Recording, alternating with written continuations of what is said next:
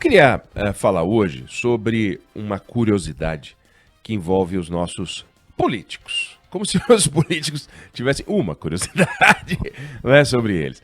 Mas eles querem sempre dar as cartas para tudo. Então, nós estamos há quase, um pouco mais, né, de um ano da eleição. O primeiro turno do ano que vem vai ser no dia 2 de outubro. Então, até o dia 2 de outubro desse ano, o Congresso tem que terminar de votar o Código Eleitoral. Aliás, um cartapacio, são mais de 900 artigos. Se não votar, fica valendo a regra que tem hoje e acabou. Mas eles estão lá. A Câmara ainda vota essa semana que vem, os destaques do Código Eleitoral. E daí tem que ir para o Senado tem que votar. Não sei se passa. Aparentemente, esse troço pode ficar travado. Mas tem ali um ponto que é importante a gente falar, que é sobre as pesquisas. Antes de falar delas, lembrando, os políticos, eles não querem ter o desafio de arrecadar dinheiro para fazer campanha, tanto que tem o fundão eleitoral bilionário para fazer campanha de graça. Eles pegam o dinheiro do Estado e fazem campanha. Fernando Schiller vive falando aqui, por que eles não vão levantar fundos com pessoas físicas, ou então naqueles sistemas de crowdfunding? Por que não? Ah, porque não dá. Não dá, não faz campanha. Não dá, não sai candidato. Por que a gente tem que pagar essa conta? Ah, tá bom, a gente tem que pagar essa conta. Eles acham que a gente tem que pagar essa conta, eles é que decidem, eles querem não ter o desafio de arrumar dinheiro. Eles não querem ter o desafio de aparecer nos veículos de comunicação por seus próprios meios e custos.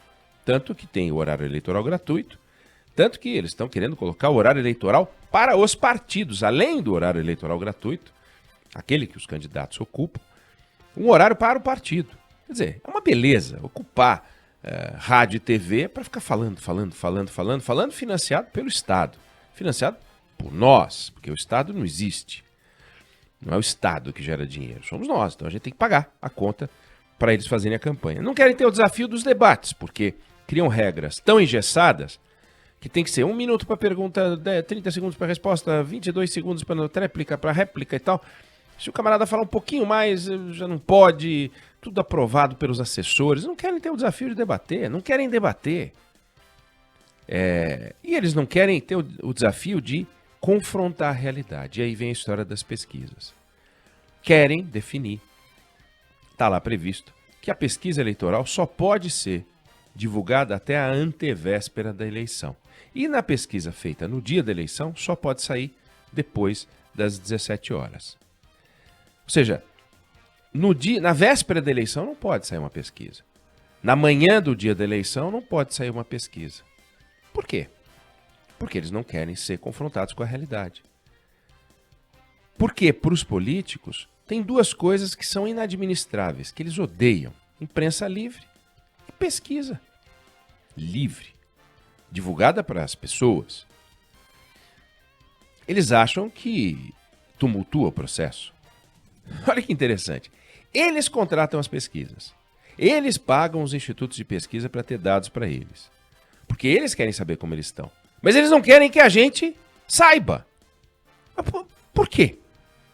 Por quê? E aí invocam com as pesquisas. Quer dizer, eles não pegam fila no aeroporto porque eles furam para ocupar o lugar especial. Eles não querem ter problema na justiça, então eles têm fórum privilegiado.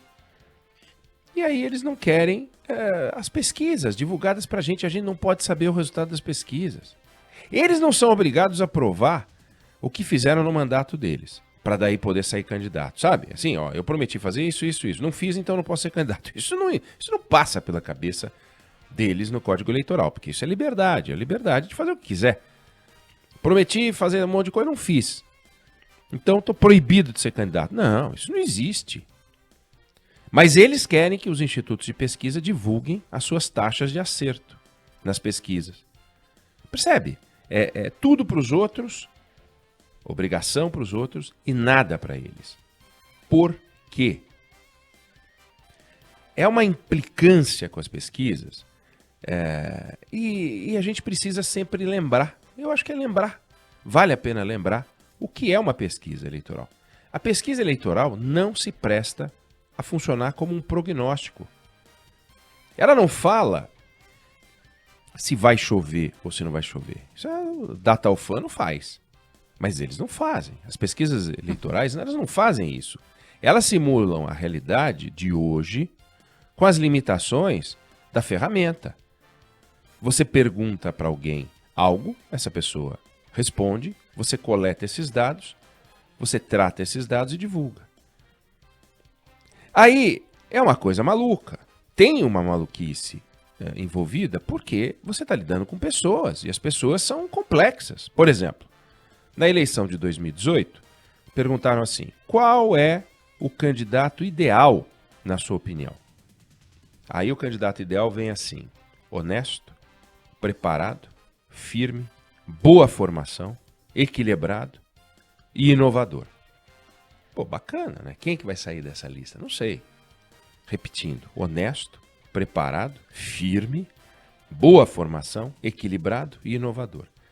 Legal, agora põe nome nisso. Aí saiu Lula e Bolsonaro. Quer dizer, o Lula e o Bolsonaro são exemplos de pessoas honestas, preparadas, firmes, com boa formação, equilibradas e inovadoras? Foi o que saiu. Bom, mas então a culpa é da pesquisa? Não, a culpa não é da pesquisa. Você pergunta às pessoas o que elas querem isso, esse perfil. Só que na hora que você aplica a realidade são os nomes que existem, disponíveis.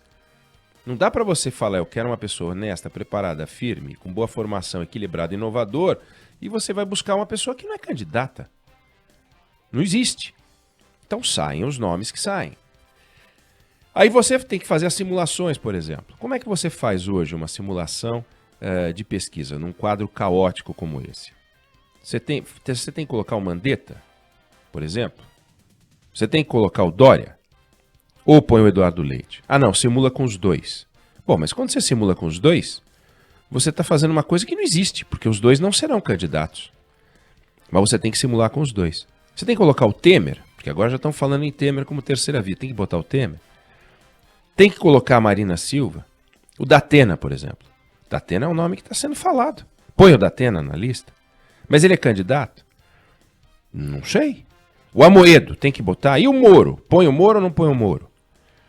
Bom, aí você simula os vários cenários e não dá para todos esses serem candidatos, porque alguns desses candidatos, alguns desses nomes, só sairão se outro não sair. Exemplo, Dória, Eduardo Leite. Se um sair, o outro não vai sair. A não ser que um deles troque de partido. Então você faz uma simulação colocando, por exemplo, o Dória e um monte de cenários. Mas o Dória, o Mandetta vai ser candidato se o Dória for candidato? Ah, não sei. Eles vão compor chapa? Ah, não sei. Então simula com os dois. E a Marina? A Marina vai ser se tiver o Amoedo, o Moro vai ser se tiver... Você não sabe. Aí você faz as simulações. Quando você faz as simulações, e são exercícios, saem resultados. Um sai com 5, outro sai com 7, outro sai com 15, outro sai com 9, outro sai com não sei o quê. O Lula e o Bolsonaro lá na frente. Não vou nem falar dos dois. Porque esses são presenças certas na eleição. Não sei que aconteça uma coisa inimaginável se os dois são presenças certas na eleição.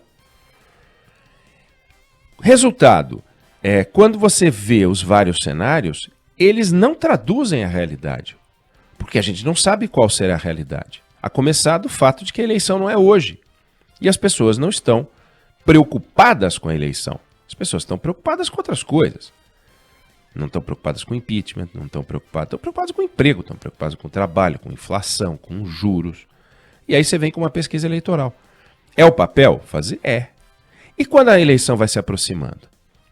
E quando a eleição realmente pega fogo? E quando você começa com horário eleitoral gratuito? E quando você chega na reta final? Aí vem as duas maiores acusações feitas às pesquisas. Uma, elas erram demais, são muito ruins. Outra, elas influenciam o voto do eleitor. Bom, como é que ela pode cometer dois erros que se anulam? Ou a pesquisa é ruim e erra, ou ela influencia o eleitor. Porque se ela influencia o eleitor e as pessoas se guiam por aquilo que está lá escrito, elas não vão errar. Então é incrível você ver o Instituto de Pesquisa acusado de influenciar o voto e acusado de errar. É as duas coisas. Nós já falamos disso aqui, mas como eles estão falando de novo de pesquisa, é bom a gente voltar a esse assunto. Pesquisa não é prognóstico.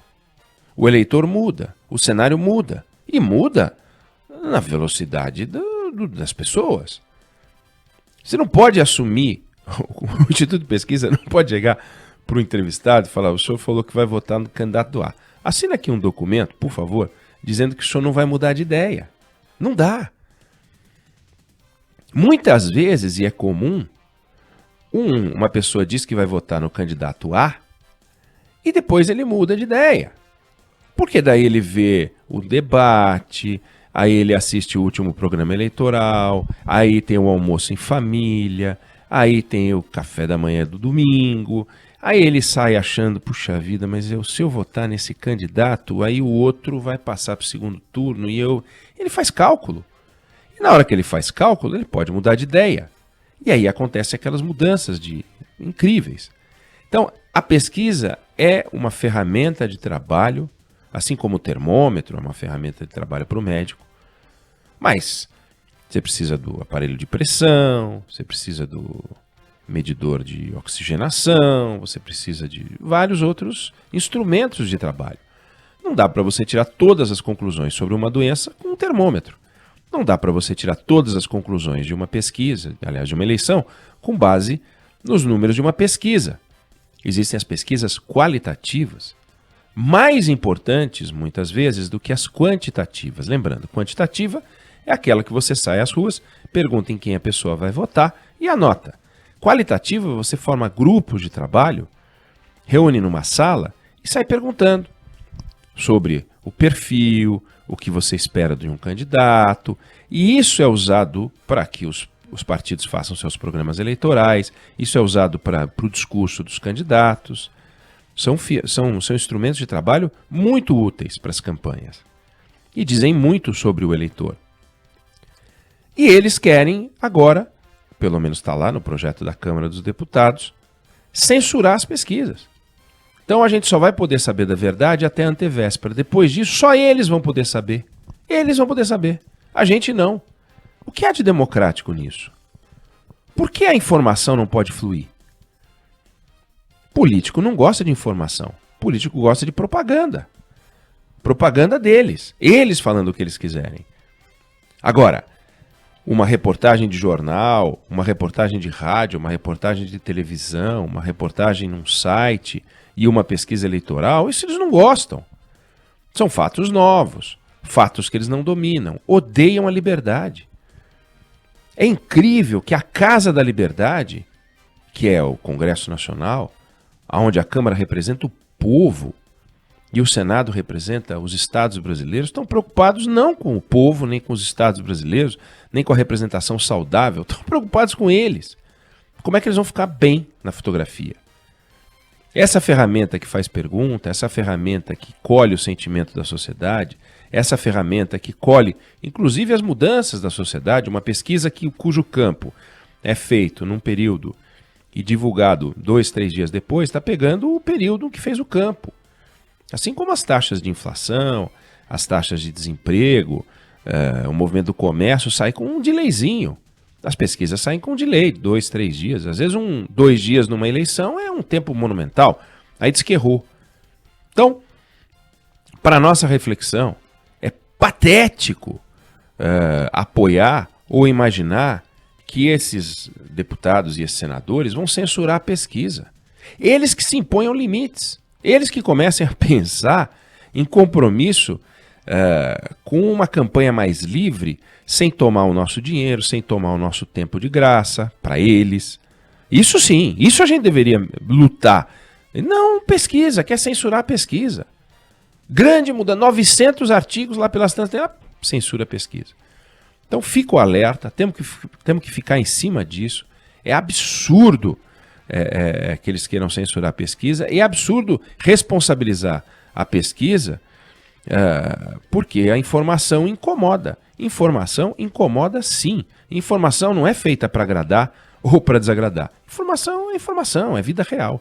Então, não podemos permitir, temos que trabalhar e denunciar para que as pesquisas não sejam censuradas. É absurdo falar em liberdade, ver partidos que defendem a liberdade e nessa hora ser contra as pesquisas. É patético, nós temos que defender as pesquisas na eleição do ano que vem e sempre.